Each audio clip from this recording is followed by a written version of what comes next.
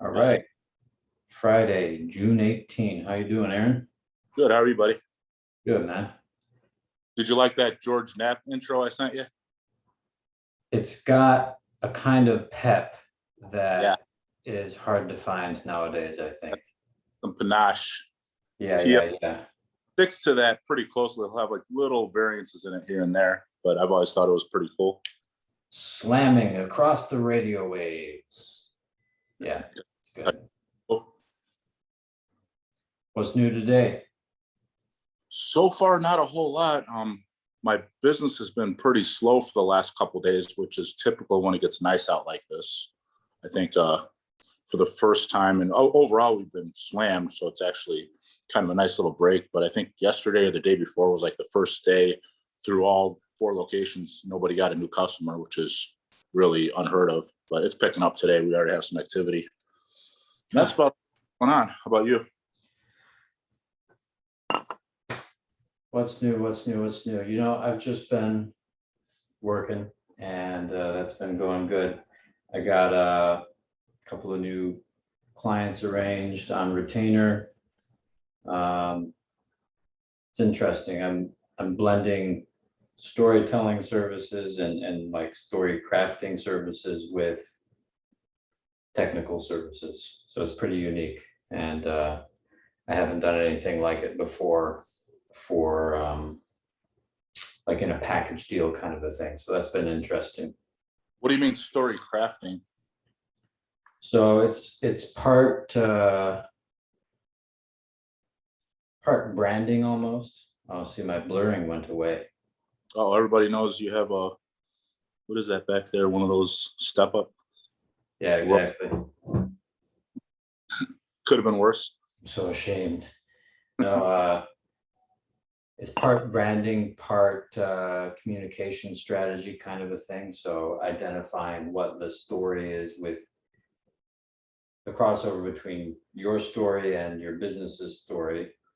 And then how do we embody that in an online presence that is more or less automated and easy to maintain so that you're consistently communicating that story, attracting business, and particularly attracting business that strongly resonates with that story so that you have maybe lifelong or committed fans and customers, that sort of a thing. There's a term for that that escapes me as far as like a business's modus operandi, like a mission statement, maybe. Mm-hmm. Yes, so that's certainly involved. But let's say it's taken up a notch because you may have a mission statement, but how is that communicated? And as a reader of Joseph Campbell yourself, you know there's some ways of crafting a story more effective than others, Right. or more evolved even culturally than others. So I'm developing a way to interface people's ideas about their business and about themselves into a kind of compelling storytelling craft. And you're authoring it yourself, or you're having them do it, or some combination of the information they're giving you. It's a hybridization, yeah. So the both of us kind of co-crafting things. I'd like to see some once you get them completed. It's a good idea. Sure. People like the story, especially with local businesses. Absolutely. Have you been besieged by any local problems lately still? I know you've in many people's eyes opened prematurely, but as far as I know, that hasn't yielded too many headaches for you. Is that right? No, it seems like everything I've done to defy or speak out against this has increased business. It just got to the right people, and I don't know if what I'm seeing around me is an actual temperature of the entire climate.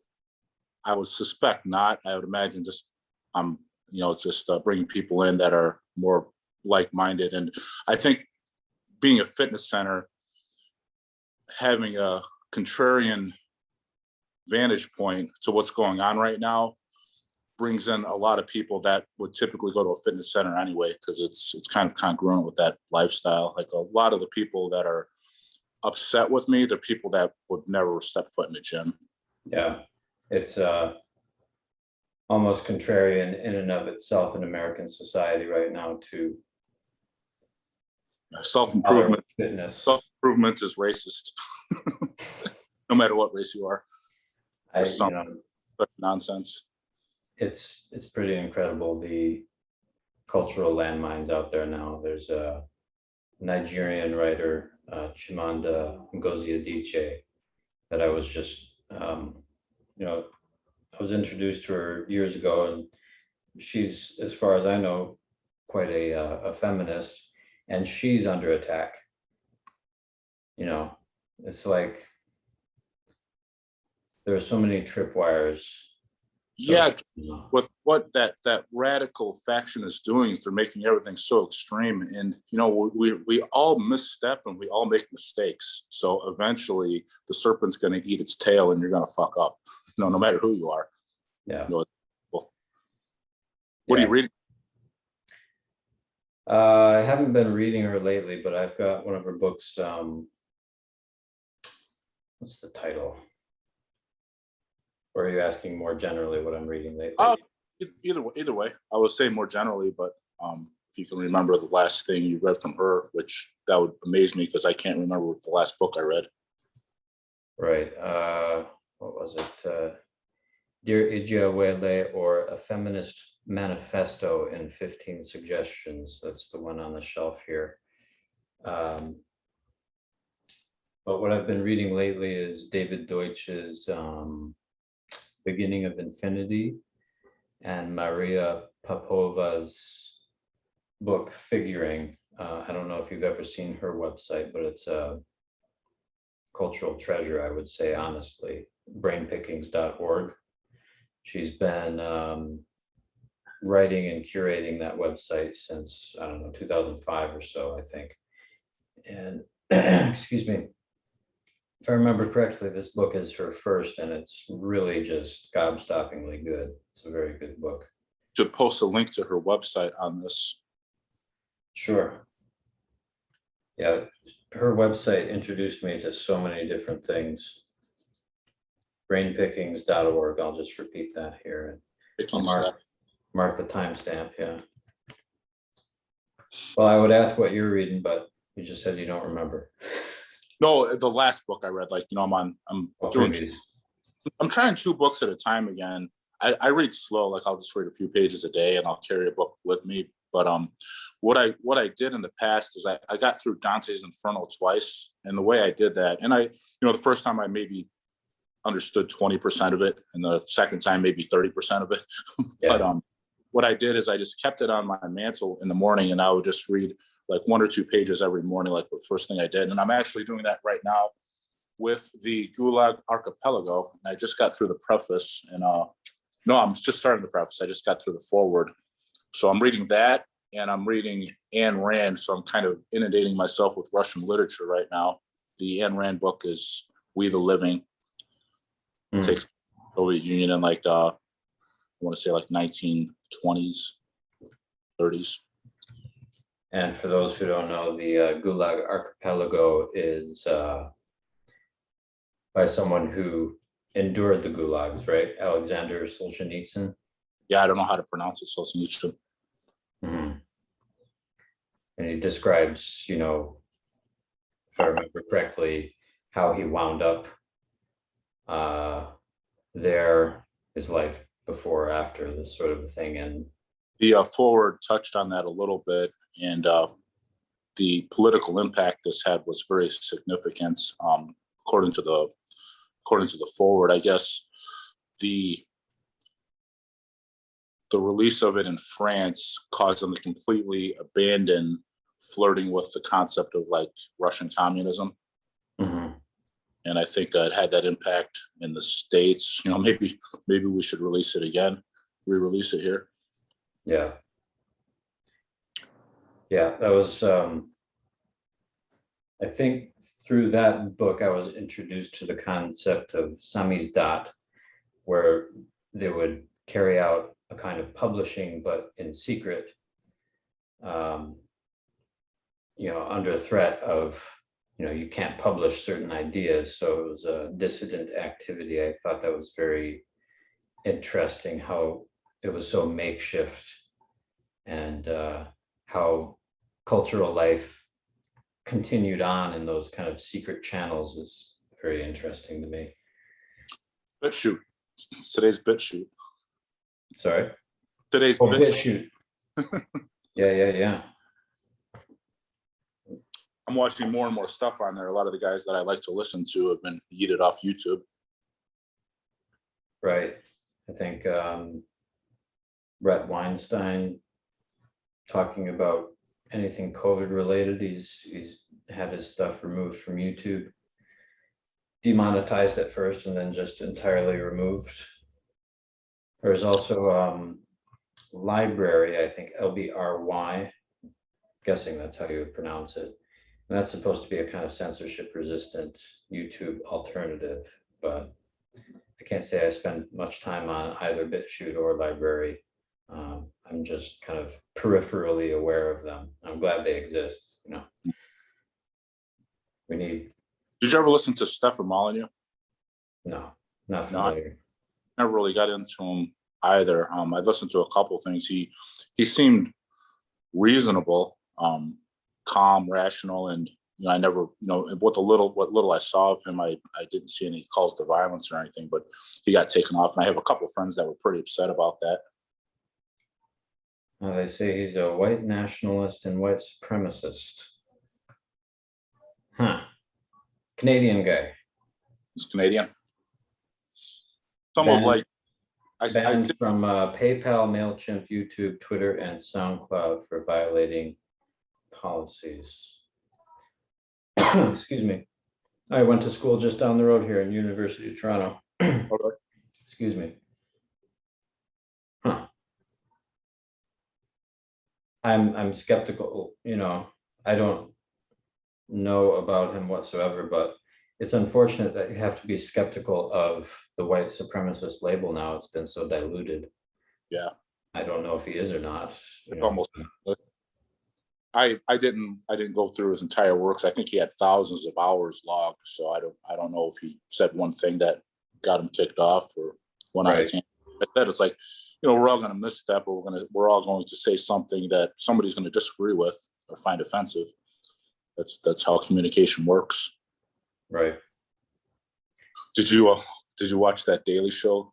I don't know if but Jon Stewart from the Daily Show on Colbert's program. Did you watch that clip? Sorry, let me. Bless you.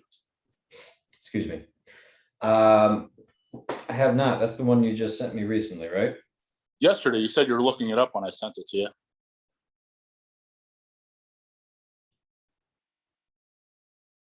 I can pull it up and play it. Yeah, could you play it in a format where everybody watching can see? I'm sure a lot of people. Yeah, is that the one where you said this guy is interesting? Let me see. No. Said this is hilarious. Oh yeah. I'll pull it up. So what are you gonna do? You're gonna insert it and then edit it, or? I'll actually just share my screen in Zoom. I think that should do the trick. Okay. Give me a chance to go grab some more water. Absolutely. Jon Stewart. There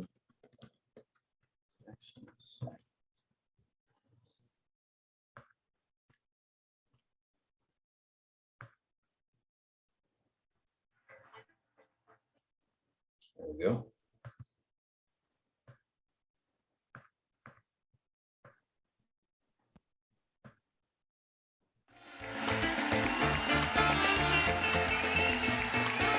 First time. I'm sorry? This is the first you've seen it, right? So I get to see your reaction. Yeah, I'm not a very reactive person, but we'll see.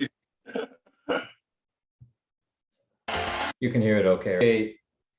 Stewart operating on the margins now to some extent. You could not have said this 4 even a months few months ago. 4 months ago, this would have got you kicked off of Facebook, YouTube.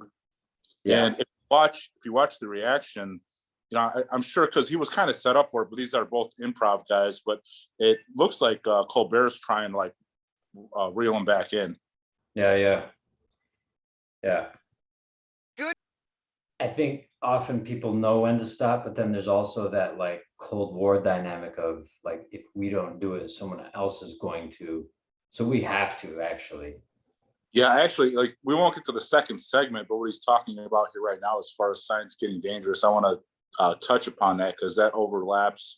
He says something, I don't know if he's aware of it, but he says something in the next segment, which we don't need to watch. But he says, life doesn't, this planet doesn't end with all these atrocities and racism and social injustice and runaway capitalism and global warming and polluting the environment. It ends with a scientist going, huh, we did it. Yeah. There's these people who are among the few who are truly and technically concerned about artificial general intelligence, and they say things like, the trouble with this is we don't get a do-over if we do it wrong. Right. Funny. Yeah, that had a big societal impact the last couple of days. I don't know if you've heard about it. The narrative, the more popular discourse about the lab leak. I think that's just the first time it's broke on any kind of like, or it's been talked about that open any kind of late night comedy format. It's I don't know if Jon Stewart just is unaware of cancel culture or if he just timed it perfectly. But again, if he would have said that 2 months ago, and there was, I don't get on Twitter, but there was like a big backlash against him on Twitter, of course. Yeah. But getting back to what he said about how the world ends and what you're talking about with artificial intelligence, it made me kind of revisit like the Fermi paradox, where Fermi he supposedly had breakfast or lunch with his constituents, and they talked about a UFO sighting. And then throughout the day, he was kind of just doing the math in his head and looking at how many civilizations there should be, how long it took us to get here, how big the universe is. And he came to the conclusion later in the afternoon that that space should be a very noisy place with an intelligent life. And he said, where is everybody? And one of the great filters, the filters meaning things that we'd have to get through in order to keep advancing as a civilization, is not having something like that happen where artificial intelligence gets out of control or release some deadly virus that just destroys everything. Yeah. There's parallels in what's that? There are parallels in ancient writings, that just strictly the apple in Garden of Eden representing knowledge, for example, or in Lao Tzu's Tao Te Ching, talking about how if you don't have a society that is always setting up people in these games where you're trying to be as clever as possible and get one over on other and this sort of a thing, and going into intellectual pursuits, he's emphasizing the need for simplicity and satisfaction in society. If you go the other direction, you're going to wind up with a kind of race to the bottom situation where everyone is exceedingly, not everyone, but many are trying to exceed themselves and getting more and more clever and more contrived in how they do things, and creating more and more complicated contrivances in society that actually wind up making society more fragile. And it's interesting to see that in a text from thousands and thousands of years ago, and to look at, how it's playing out now even. It's quite a thing that we can, Prometheus with the fire is paralleled to that as well. yeah, yeah, from the Mediterranean folks. But I found all that hilarious and interesting all at the same time. I do feel like things are getting better, but it is scary. I mean, that's like you said, if or like he said, if science can do something, they will. And if something like that got into the wrong hands, or if something was way more severe than this last 2 years we've endured, it could be pretty frightening. And it seems like it's getting easier and easier for something like that to happen. Yeah. The FBI hires, they have career futurologists now who think of future risks. And I remember hearing one talk with, I think it was Tim Ferriss years and years ago, about how it's becoming cheaper and cheaper to do more and more nefarious things. And passing like a tipping point where, for example, if people are able to do genomics work and synthesize living things in their own home very easily. CRISPR, I was going to bring that up, but Yeah. Eventually, you're going to have some kind of defense that can actually handle where a kid in their garage could manufacture a biological agent, and in a very similar way that we see playing out year after year now, the tools that the NSA develops, for example, to exploit vulnerabilities in technological systems, those get leaked, and people who aren't supposed to have access to them wind up with access to them. And in a very similar way, but maybe even more proactive, my friend was just telling me yesterday that some other countries actually encourage hackers, quote unquote, freelance hackers in their society to use these state level technologies to undermine economic interests of other countries. Even if it's private, it might not be government. And so it's like the toolkits are expanding at an exponential curve, and then people's access to them as well. So it's a tricky situation, that's for sure. You wanted to mention CRISPR though, what were you thinking? I just was going to throw that in the mix with the Fermi paradox, just how easy it is. You already said what I was going to say as far as like having a kid in a garage with a 160 IQ developing a biological weapon. Yeah. If he's brilliant and has access and is a misanthrope, it's like, why not? Why is that going to happen? What's to prevent that? As far as futurologist, it seems like almost like a bullshit job, because I think that can you just can't predict what's going to happen. Like, who would have thought we wouldn't be readily going to the moon right now, but each one of us is carrying technology in our pocket that has advanced beyond the computers they had back then that did all that. Nobody saw that coming. And I think in the early 1900s, you might have heard about this, they hired a bunch of science fiction writers to predict what things would look like in 100 years. And they were all so wrong. I think it was like Jules Verne and guys like that. They were so far off. It was like comical. And that's and things are moving faster now than they did then. So unless you have some artificial intelligence assistants being futurologists, I think you're just completely wasting your time. Yeah. And it really highlights how it's much more practical now. I'm so tired of this phrase, now more than ever, to be wise about what you don't know rather than trying to know a lot more. I think Nassim Taleb is one of the foremost people with regard to that philosophy. And I'm gonna quickly look up what he said the other day. He made a great distillation of all these thousands of pages he's written. Let me see.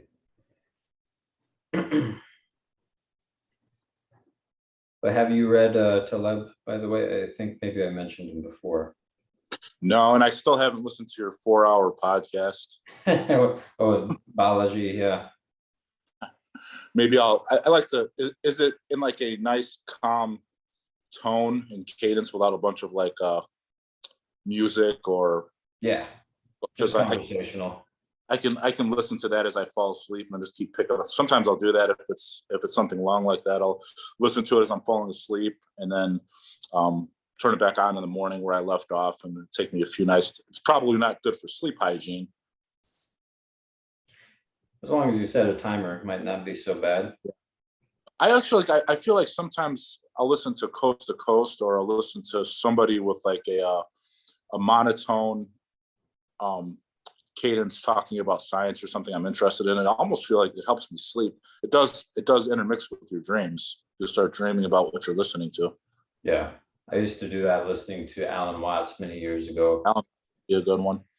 I find I'm hesitant to do it with new material that I haven't heard before, because it feels like to me I'm giving right access to my brain, you know. Yeah. And it takes some trust. Programming. So the summary that Taleb put out, that something is knowable doesn't mean that you know it. That something is unknowable doesn't imply you can't do anything about it. So that second part, you know, speaking of unpredictability, you can nonetheless strengthen yourself, your family, your community, your society with regard to unknowable, unpredictable things, right? There are things you can know, and there are things you can do in a general way, regardless of what is unpredictable, right? Talking about like a fallout shelter and ammo. Those types of things, sure. Excuse me. I've thought about that. It's like, how far do you want to go? Because, you know, if things got that bad, if there was a Holocaust or a zombie apocalypse, like, I don't necessarily need to stick around for it. I'm good. Yeah. Yeah. You can always find yourself a biplane and fly it into the horde of zombies if you really want to. Yeah. Go out as a hero. Well, but yeah. 30 minutes, and I think after that we kind of trail off, unless you have anything else you want to touch on. I think that's it for this week for now. All right, I'm sure I'll talk to you before next Friday. And I wanted to write this down. What's that penny stock you bought some that you're interested in the firm? NVFM. NVFM. That's the ticker symbol. Nancy, Victor, Frank, Maria. Yep. And how's it doing? Oh, I'm sorry. It's EVFM. My bad. EVFM. So it, I think when I told you about it, it was trading at $1. It went up to, let me look at the week here.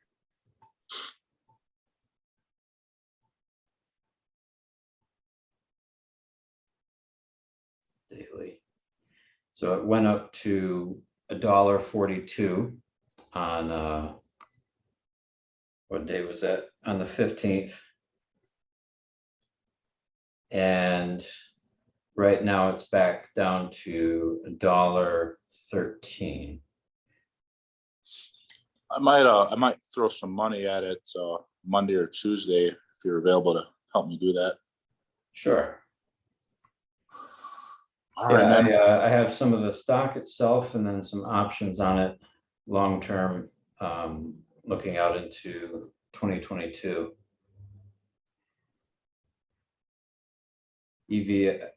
What did I say? EVFM, yeah. EVFM, I wrote it down. I'm gonna maybe do a little bit of research on it.